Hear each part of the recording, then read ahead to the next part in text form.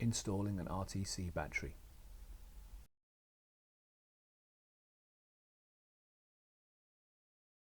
Note the polarity of the RTC battery and then insert it into the holder by pushing it in at an angle.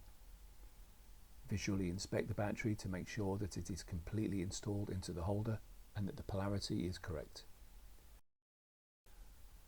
Reinstall the controller module cover.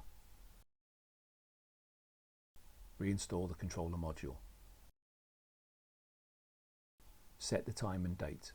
Refer to the education course for the procedure. Restore automatic give back and auto support. Refer to the education course for the procedure.